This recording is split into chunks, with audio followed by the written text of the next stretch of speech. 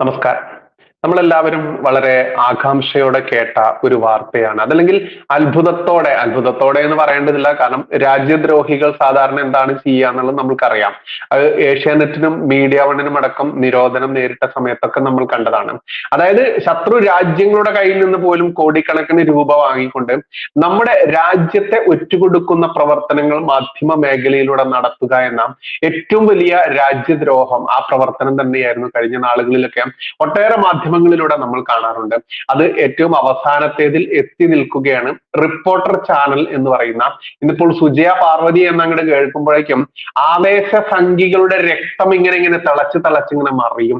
നോക്കൂ, നിങ്ങളൊന്ന് ആലോചിച്ച് നോക്കുക. ഈ സുജയ പാർവതി ഞാനോ അല്ലെങ്കിൽ എന്നെ കാണുന്ന സംഘപ്രവർത്തകരോ കൊടുക്കുന്ന ശമ്പളത്തിന് ജോലി ചെയ്യുന്ന ഒരു സ്ത്രീയൊന്നുമല്ല.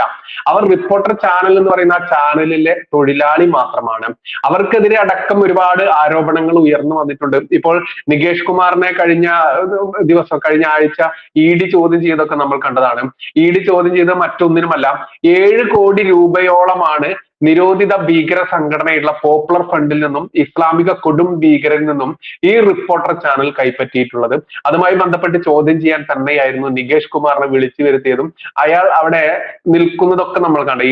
ED ഓഫീസിന് മുൻപിൽ ഇങ്ങനെ ഇറച്ചിക്ക് കാശില്ലാത്തവർ നിൽക്കുക എന്നൊരു പഴഞ്ചൊല്ലുണ്ട്. അതുപോലെ നിൽക്കുന്നതൊക്കെ നമ്മൾ കണ്ടതാണ്. ഇതുമായി ബന്ധപ്പെട്ട് കഴിഞ്ഞ ദിവസം വന്ന വാർത്ത, അത് മലയാള മാമ കൂട്ടിക്കൊടുപ്പ് മാധ്യമങ്ങൾ, മാമ എന്ന് പറഞ്ഞാൽ പിന്നെ കൂട്ടിക്കൊടുപ്പ് പറയേണ്ട ആവശ്യമില്ല. എന്നിരുന്നാലും മലയാള കൂട്ടിക്കൊടുപ്പ് മാധ്യമങ്ങൾ കൃത്യമായിട്ട് മുക്കിയിട്ടുണ്ട്. ആ വാർത്ത വന്നത് മറ്റൊന്നുമല്ല, റിപ്പോർട്ടർ ചാനൽ രാജ്യസുരക്ഷയ്ക്ക് ഭീഷണിയാണെന്ന് ആഭ്യന്തര മന്ത്രാലയം കേന്ദ്ര IB മന്ത്രാലയത്തിന് റിപ്പോർട്ട് നൽകി എന്ന അതിമാരകമായിട്ടുള്ള അതിഗുരുതരമായിട്ടുള്ള റിപ്പോർട്ട് മാത്രമാണ്. ഇനി മറ്റൊന്നല്ല, ഇതിൽ പറയുന്നു റിപ്പോർട്ടർ ചാനൽ ഓഹരികൾ മുട്ടിൽ കുടുംബവുമായി ബന്ധമുള്ള KJ ജോസ്, VV സാജു എന്നിവരുടെ പേരിലേക്ക് മാറ്റാനായി ചാനൽ MD നികേഷ് കുമാർ സമർപ്പിച്ച അപേക്ഷ ആഭ്യന്തര മന്ത്രാലയം നിരാകരിച്ചുവെന്നും RSS മുഖപത്രമായ ജന്മഭൂമി റിപ്പോർട്ട് ചെയ്യുന്നു. നമുക്ക് ജന്മഭൂമി മാത്രമാണ് ഈ ഒരു റിപ്പോർട്ട് ചെയ്തിട്ടുള്ളത്. അതുകൊണ്ട് തന്നെ ഇത് എന്തുകൊണ്ടായിരിക്കാം മറ്റു ചാനലുകൾ ഇത് റിപ്പോർട്ട് ചെയ്യാത്തത് എന്ന് ചിന്തിക്കുന്നിടത്ത് തന്നെ കൃത്യമായിട്ടും ഇതിൽ തന്നെ അതിന് ഉത്തരമുണ്ട് നമ്മൾക്ക്. എന്തുകൊണ്ടാണ്? രാജ്യദ്രോഹം തന്നെയാണ് സത്യത്തിൽ കേരളത്തിലെ ഒട്ടേറെ മാധ്യമങ്ങൾ നടത്തിക്കൊണ്ടിരിക്കുന്നത് എന്ന് പച്ചയ്ക്ക് പറയാതിരിക്കാനാവില്ല. അത് പറയുന്നത് കൊണ്ട് ഇനി എന്റെ ദേഹത്തോട്ട് ആരും കയറി വരേണ്ട. കാരണം ഈ സുജയ പാർവതി തന്നെ എടുക്കുക നമ്മൾ. ഈ സുജയ പാർവതി ആദ്യം പ്രവർത്തിച്ച മാധ്യമം ഏതായിരുന്നു? ആർക്കെങ്കിലും അറിയുമോ? സുജയ പാർവതി ആദ്യം പ്രവർത്തിച്ച മാധ്യമ മേഖല കൈരളി TV ആണ് എന്ന് പറഞ്ഞാൽ ചിലർക്കൊന്നും ദഹിക്കില്ല. പക്ഷെ അതാണ് യാഥാർത്ഥ്യം. ഇത് ഞാൻ പറയുന്നതൊന്നുമല്ല, ഇത് അവരുടെ പ്രൊഫൈലിൽ നിന്ന് ഞാൻ തന്നെ പോയിട്ട് സ്ക്രീൻഷോട്ട് എടുത്തതാണ്. ഇതിൽ കൃത്യമായിട്ട് പറയുന്നുണ്ട് എവിടെയൊക്കെ ഏത് മാധ്യമങ്ങളിലൊക്കെ എന്നുള്ളത്. ഇവരുടെ പ്രൊഫൈൽ എടുക്കുക, ഫേസ്ബുക്ക് പ്രൊഫൈൽ എടുക്കുക, സുജയ പാർവതി എന്നുള്ളത്. അതിൽ അവരുടെ എബൌട്ടിൽ കൊടുത്തിട്ടുണ്ട് former journalist at Kairali TV. 2008-2009 സമയത്ത് കൈരളി TVയിലായിരുന്നു ഇവർ വർക്ക് ചെയ്തത്. പിന്നെ 2009 മുതൽ 2011 വരെ ജീവൻ TVയിലായിരുന്നു. മാർച്ച് 2011 മുതൽ 12 വരെ ഇവർ റിപ്പോർട്ടർ തന്നെയായിരുന്നു. അതിനുശേഷം വീണ്ടും ഏഷ്യാനെറ്റിലേക്ക് പോകുന്നു. 2012 മുതൽ 2021 വരെ ഏഷ്യാനെറ്റിലേക്ക് പോകുന്നു. അത് കഴിഞ്ഞ് 2021-23 വരെ ഈ 24 ന്യൂസിൽ, അതൊക്കെ നമ്മൾ കണ്ടു 24 ന്യൂസിലേക്ക്. അതിനുശേഷമാണ് മെയ് 3 മുതൽ 2023 ഇവർ റിപ്പോർട്ടർ ചാനലിലേക്ക് വീണ്ടും വരുന്നത്. അപ്പോൾ കൈരളി TVയിൽ തുടങ്ങി റിപ്പോർട്ടർ ചാനലിൽ അവസാനിച്ച് നിൽക്കുന്ന ഇവരുടെ മാധ്യമ പ്രവർത്തന കരിയർ നിങ്ങൾ പരിശോധിച്ച് നോക്കുക. ഇതാരും പറയേണ്ട ആവശ്യമില്ല.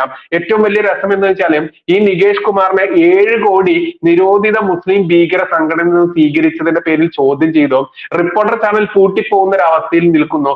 മാത്രമാണോ ഈ നികേഷ് കുമാറിനെ ഇങ്ങനെ ചോദ്യം ചെയ്യുന്നത്? മാത്രമല്ല, നികേഷ് കുമാർ അയാളുടെ ഉടമസ്ഥതയിലുള്ള ആ ഷെയറുകൾ, അതല്ലെങ്കിൽ ഈ ചാനലിന്റെ ഉടമസ്ഥാവകാശം ഉണ്ടല്ലോ, അത് വിൽക്കാൻ വേണ്ടി ആർക്ക് വേണ്ടിയിട്ടാണ്? നമ്മൾ കേട്ടു ഈ ചാനൽ റീക്രിയേറ്റ് ചെയ്ത്, അതായത് ഒരു തവണ അടച്ചു പോവേണ്ട ചാനലായിരുന്നു. ആ അടച്ചു പോവേണ്ട ചാനലിനെ ഉയർത്തിക്കൊണ്ടുവന്നത് ആരായിരുന്നു? ഈ സംഘ BJP ആശയം പേർന്ന് നമ്മൾ തന്നെയാണ്. കാരണം അടച്ചു പൂട്ടി പോവേണ്ട ആ ചാനലിനെ ഉയർത്തിക്കൊണ്ടുവരാൻ ഇവർ കൃത്യമായിട്ടും സുജയ സുജയ പാർവതി എന്ന് പറയുന്ന ഒരു ഇരയെ കോർത്തുകൊണ്ട് ഇട്ട ചൂണ്ടലിൽ കഠിനമായി കൊത്തിക്കൊണ്ട് ഈ ചാനലിന്റെ റേറ്റിംഗ് കൂട്ടിക്കൊണ്ടുവരിക, സോഷ്യൽ മീഡിയയിൽ ഇവർക്ക് നമ്പർ 1 പദവി നൽകുക എന്ന ആ കടമ നമ്മൾ ഏറ്റെടുക്കുമെന്ന് അവർക്ക് അറിയാമായിരുന്നു. അതിന് അവർ നിയോഗിച്ച ഒരു ഇര, ഒരു ചൂണ്ടയിൽ കോർത്ത ഇരയുണ്ടല്ലോ, ആ ഇരയായിരുന്നു സുജയ പാർവതി എന്ന് പറയുന്ന ആ ഇര. ആ ഇരയിൽ കൃത്യമായിട്ട് സംഘ BJP ആശയങ്ങൾ പേർന്ന ആളുകൾ കൊത്തുകയും ചെയ്തു. ഇത് ചില്ലറ കേസൊന്നുമല്ല, കോടിക്കണക്കിന് രൂപ രാജ്യദ്രോഹ ഭീകര സംഘടനയിൽ നിന്നാണ് കൈപ്പറ്റിയിരിക്കുന്നത്. അതുകൊണ്ട് തന്നെ ഇവരുടെ ആ ഉടമസ്ഥാവകാശം വിൽക്കാനുള്ള ആ നടപടി കേന്ദ്ര ആഭ്യന്തര മന്ത്രാലയം നിരാകരിച്ചു എന്ന വാർത്ത കൂടി നമ്മൾ ഇതോടൊപ്പം കൂട്ടി വായിക്കേണ്ടതുണ്ട്. എന്തുകൊണ്ടാണ്? രാജ്യ സുരക്ഷയ്ക്ക് ഭീഷണി എന്നതാണ് കാരണം കണ്ടെത്തിയിരിക്കുന്നത്. അതുകൊണ്ട് തന്നെ ഇത് ചില്ലറ കേസല്ല, രാജ്യദ്രോഹപരമായിട്ടുള്ള നടപടി എടുത്തത് കൊണ്ട് തന്നെയാണ് ആഭ്യന്തര മന്ത്രാലയം അത്തരത്തിലൊരു നിരാകരണം നടത്തിയത്. അത് റിപ്പോർട്ടർ ചാനലിന്റെ മാത്രമല്ല, റിപ്പോർട്ടർ ചാനലിൽ നികേഷ് കുമാർ എഴുതി കൊടുക്കുന്ന സ്ക്രിപ്റ്റിനനുസരിച്ച് നാടകം കളിക്കുന്ന സുജയ പാർവതിയെ അടക്കം ബാധിക്കുന്നതാണ്. നോക്കൂ, സുജയ പാർവതിയെ പറയുമ്പോഴേക്കും സംഘ BJP ആശയം പേറുന്ന ആളുകൾക്ക് അങ്ങോട്ട് പൊള്ളും. എന്ത് കുന്തം കണ്ടിട്ടാണ് സംഘ BJP ആശയം പേറുന്ന, അതല്ലെങ്കിൽ ഹിന്ദുത്വ സനാതന ധർമ്മത്തിൽ ഊന്നി നിൽക്കുന്ന നിങ്ങൾ സുജയെ പറയുമ്പോൾ എന്തിനാണ് നിങ്ങൾക്ക് പൊള്ളേണ്ടത്? കൈരളി ചാനലിൽ തന്റെ മാധ്യമ പ്രവർത്തനം തുടങ്ങി റിപ്പോർട്ടർ ചാനൽ എന്ന് പറയുന്ന ഏറ്റവും കൂടുതൽ രാജ്യദ്രോഹപരമായി 7 കോടിയിലധികം രൂപ നികേഷ് കുമാർ തന്നെ കൈപ്പറ്റി എന്ന് പറയുന്ന തെളിവ് സഹിതം വാർത്ത പുറത്തു വന്നിട്ടുള്ള ഈ ചാനലിൽ പ്രവർത്തിക്കുന്ന ഇവർക്ക് വേണ്ടി എന്തിനാണ് നിങ്ങൾ കരയുന്നത്? ഇങ്ങനെ ചോദിക്കാൻ കാരണം എന്തെന്നറിയാമോ? കഴിഞ്ഞ ദിവസങ്ങളിലൊക്കെ ഓരോ ഫേസ്ബുക്ക് പോസ്റ്റുകൾ ഇങ്ങനെ ഗംഭീരമായിട്ട് ഇങ്ങനെ പറക്കുകയാണ്. ഈ പറക്കുന്ന ഫേസ്ബുക്ക് പോസ്റ്റുകളിലൊക്കെ കാണുന്നത് എന്തെന്നറിയാമോ? ഈ സുജയ പാർവതി എന്തിനാണ് നിങ്ങൾ ഇങ്ങനെ വേട്ടയാടുന്നത് എന്നൊക്കെയാണ് ചോദിക്കുന്നത്. ആരാണ് സുജയ പാർവതിയെ വേട്ടയാടിയിട്ടുള്ളത്? ആരും വേട്ടയാടിയിട്ടില്ല. അതിൽ കൃത്യമായിട്ടും ഒരുപാട് ഫേസ്ബുക്ക് പോസ്റ്റുകളിലെ 1-2 വരികൾ നമ്മൾ ഇവിടെ വായിക്കേണ്ടതുണ്ട്. അതിൽ ഒന്ന് വരുന്നത് എങ്ങനെയെന്ന് അറിയാമോ? റിപ്പോർട്ടർ ചാനലിനോടുള്ള ദേഷ്യം സുജയ പാർവതിയോട് തീർക്കുന്നത് ശുദ്ധ തെമ്മാടിത്തരമാണ്. ആലോചിച്ച് നോക്കും, എത്രത്തോളമാണ് സുജയ പാർവതി എന്ന് പറയുന്ന ആ ഇര വെച്ചുകൊണ്ട് ഈ സംഘ BJP ഹിന്ദുത്വ ആശയങ്ങൾ പേറുന്ന ആളുകളെ ഇവർ വളച്ചിട്ട് പിടിച്ചിരിക്കുന്നത് എന്ന് നോക്കും. ഇനി പറയുകയാണ്, അവരെന്ത് ദ്രോഹമാണ് ചെയ്തത് എന്ന് ആരെങ്കിലും പറഞ്ഞു തന്നാൽ കൊള്ളാം. സ്ക്രിപ്റ്റഡ് ആണെങ്കിലും അല്ലെങ്കിലും റേറ്റിംഗ് കൂട്ടാൻ ആണെങ്കിലും സംഘികൾക്ക് പറയാനുള്ള ഭാഗം അവർ കൃത്യമായി അവതരിപ്പിക്കാറുണ്ട്.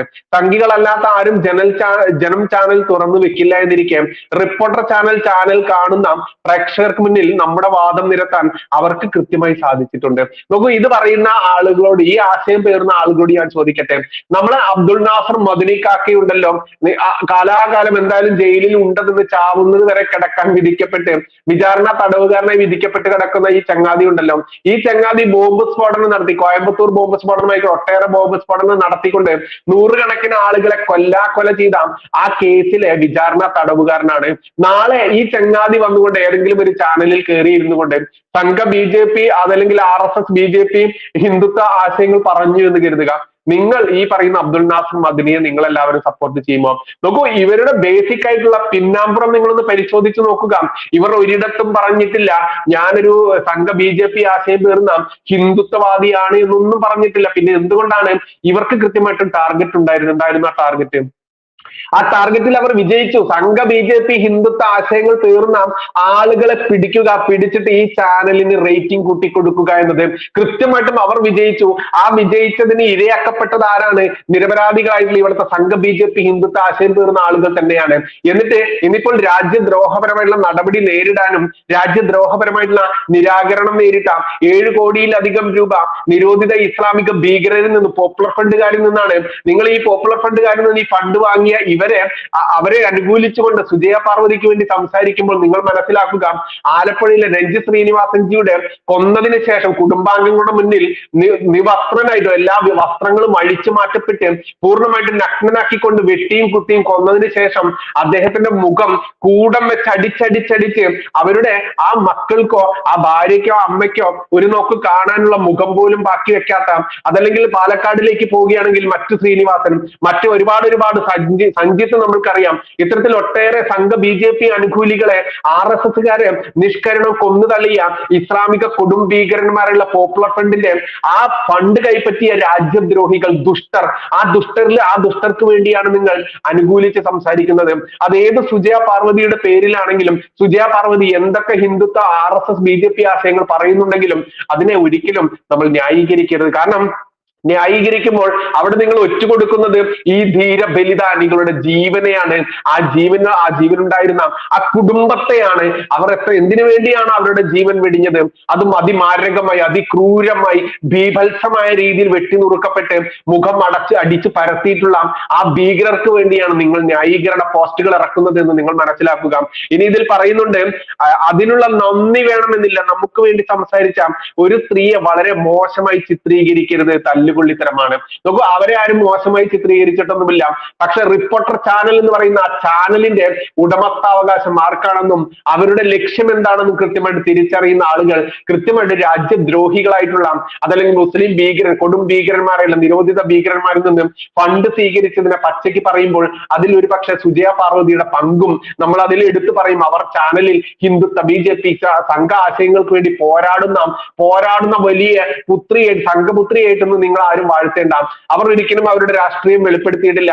പക്ഷെ കൈരളി ചാനലിൽ അവരുടെ ആ ഒരു കരിയർ തുടങ്ങുന്ന അവരുടെ രാഷ്ട്രീയം എന്തായിരിക്കുമെന്ന് ആരും എടുത്തു പറയേണ്ടതില്ല. റിപ്പോർട്ടർ ചാനലിൽ നികേഷ് കുമാർ എഴുതി കൊടുക്കുന്ന നാടകത്തിന്റെ ആ സ്ക്രിപ്റ്റിനനുസരിച്ച് തുള്ളുന്ന ആ പാവയുടെ രാഷ്ട്രീയം എന്താണ് എന്ന് അന്നം കഴിക്കുന്നവർക്ക് ചിന്തിച്ചാൽ മനസ്സിലാക്കാനാവും. അവർ എവിടെയും പറഞ്ഞിട്ടില്ല ഹിന്ദുത്വ, BJP, RSS ആശയത്തെ അനുകൂലിച്ചുകൊണ്ട് ഞാൻ അതിന്റെ പിറകെയാണെന്ന് ആരും പറഞ്ഞിട്ടില്ല. ഇനിയോ, സാധാരണ സംഘികളുടെ കാര്യം അങ്ങ് സഹിക്കാം, കാരണം എന്തിനും രണ്ട് പക്ഷമുണ്ടല്ലോ. പക്ഷെ വിവരമുള്ള ചില സ്ത്രീ സംഘികൾ എതിർക്കുന്നത് ഒറ്റ കാരണമേ ഉള്ളൂ, അസൂയ. ഇത് മറ്റൊരു വിദ്വാൻ എഴുതിയ പോസ്റ്റാണ്. ആ വിദ്വാൻ നമ്മൾക്കറിയാം, വായിൽ കൊള്ളാത്ത പച്ചത്തെറിയൊക്കെ ഒരു പെൺകുട്ടിയെ കൊണ്ട് വിളിപ്പിച്ച് ഒരു ചാനലിലൂടെ വിളിപ്പിച്ച് ആ ചാനലിന്റെ പേര് നരേന്ദ്രമോദിജി എന്ന് പറയുന്ന നമ്മുടെ പ്രധാനമന്ത്രിയുടെ അതല്ലെങ്കിൽ ലോക നേതാവിന്റെ പേരിലുള്ള അദ്ദേഹത്തിന്റെ രണ്ടക്ഷരം ഉപയോഗിച്ചുകൊണ്ട് ഒരു ചാനൽ തുടങ്ങുക, ആ ചാനലിലൂടെ വായിൽ തോന്നിയ പച്ചത്തെറി സ്ത്രീകളെ വെച്ചുകൊണ്ട് വിളിപ്പിക്കുക, എന്നിട്ട് അതിലിരുന്നു കൊണ്ട് ആത്മനിർവൃതി കൊള്ളുക, എഴുതി കൊടുത്ത സ്ക്രിപ്റ്റ് പൂർണ്ണമായിട്ട് ഒരു പെൺകുട്ടിയെ കൊണ്ട് വായിപ്പിച്ചതിന് കേസ് നേരിട്ട് നടക്കുക.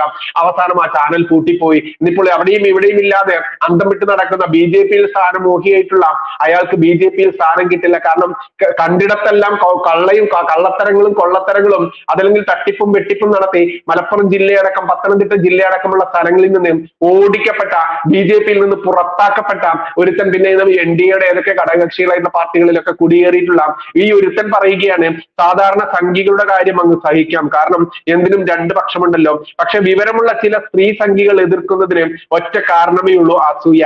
അല്ലട ചങ്ങാതി, അസൂയയല്ല, രാജ്യസ്നേഹമാണ്. തങ്ങളുടെ ദേശത്തിന് ദ്രോഹം ചെയ്ത ഇസ്ലാമിക കൊടും ഭീകരന്മാരിൽ നിന്നും കോടിക്കണക്കിന് രൂപ കൈപ്പറ്റിയ അവന് വേണ്ടി വിരലിട്ട് കൊടുക്കാൻ നീയൊക്കെ ഉണ്ടായിരിക്കും, പക്ഷെ ഞങ്ങൾ ആരും ഉണ്ടാവില്ല. ഇനിയോ, റിപ്പോർട്ടറിലും 24-ലും വരുന്നതിന് മുൻപ് തന്നെ അവർ കട്ട സംഘിയായിരുന്നു. ഇവൻ അങ്ങോട്ട് പ്രഖ്യാപിക്കുകയാണ്, ഈ ആവേശകുമാരൻ പ്രഖ്യാപിക്കുകയാണ്, ചാനലിലൂടെ പച്ചത്തെറി വിളിച്ച് പറഞ്ഞ ഒരു സ്ത്രീയെ കൊണ്ട് വിളിപ്പിച്ച, എന്നിട്ട് സ്ത്രീ സംബന്ധമായുള്ള വിഷയങ്ങളിൽ തന്നെ വീട്ടിൽ നിന്ന് പോലും അടിച്ചിറക്കപ്പെടുന്ന രീതിയിലേക്ക് മുന്നോട്ട് പോയിക്കൊണ്ടിരിക്കുന്ന കുടുംബജീവിതം നയിക്കുന്ന ഒരുത്തൻ പറയുകയാണ്, റിപ്പോർട്ടറിലും 24-ലും വളരുന്നതിന് മുൻപ് തന്നെ അവർ കട്ട സംഘിയായിരുന്നു. കഴിഞ്ഞ നിയമസഭാ തിരഞ്ഞെടുപ്പ് കാലത്ത് അവർ BJP സ്ഥാനാർത്ഥിയായി മത്സരിക്കുമെന്ന് വരെ ചില അഭ്യൂഹങ്ങൾ ഉണ്ടായിരുന്നു. ഇതൊക്കെ എഴുതി വിടുകയാണ്. ഇവരുടെ പേര് ഞാൻ ഇവിടെ പറയുന്നില്ല. നരേന്ദ്രമോദിജി എന്ന് പറയുന്ന അദ്ദേഹത്തിന്റെ ആ രണ്ടക്ഷരം ഉപയോഗിച്ചുകൊണ്ട് ചാനൽ തുടങ്ങുക, ആ ചാനലിന്റെ പവിത്രത കാത്തു സൂക്ഷിക്കാതെ ആ ചാനലിൽ പച്ചത്തെറികൾ, പച്ച വൃത്തികെട്ട് കേട്ടാൽ അറയ്ക്കുന്ന രീതിയിലുള്ള തെറികൾ ഒരു സ്ത്രീയെ കൊണ്ട് വിളിപ്പിക്കുക.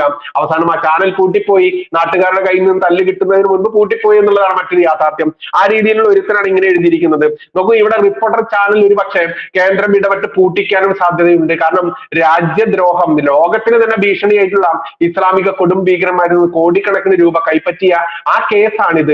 അതിനുവേണ്ടി സുജയ്ക്ക് വേണ്ടി ഓരിയിട്ട് നടക്കുന്ന രാജ്യദ്രോഹികളെ എന്ന് തന്നെ നിങ്ങൾ വിളിക്കേണ്ടി വരും.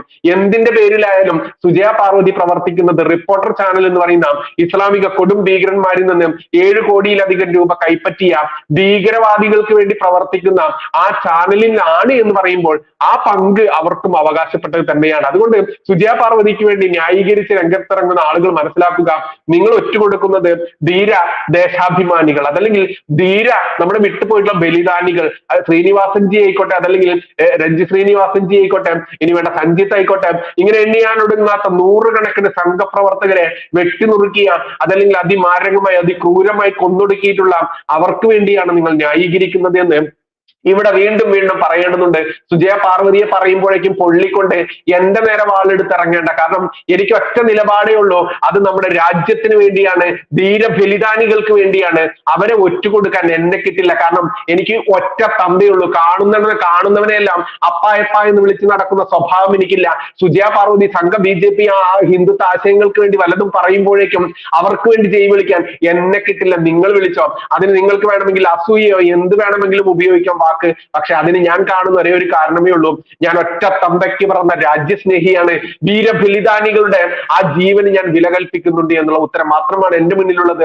അതുകൊണ്ട് തന്നെ സുജയ പാർവതിമാർ ഇനിയും ഒട്ടേറെ കടന്നു വരും. ഇനി കൈരളി ചാനലിൽ ഇരുന്ന് പോലും ഇതുപോലെ സുജയ പാർവതിമാർ സംഘ BJP ഹിന്ദുത്വ ആശയങ്ങൾക്ക് വേണ്ടി സംസാരിച്ചു കഴിഞ്ഞാൽ അവർക്ക് വേണ്ടിയും കുഴലൂതാൻ നടക്കുന്ന ആളുകൾ മനസ്സിലാക്കുക, ഇന്നല്ലെങ്കിൽ നാളെ സത്യം പുറത്തു വരും. ആ സത്യം പുറത്തു വരുമ്പോൾ അയ്യോ ഞാൻ ചെയ്തത് തെറ്റായി പോയല്ലോ എന്ന് അന്ന് മോങ്ങിയിട്ട് കാര്യമില്ല എന്ന് മാത്രമേ പറയാനുള്ളൂ. നന്ദി, നമസ്കാരം, ജയ് ഹിന്ദ്, ജയ് ശ്രീറാം.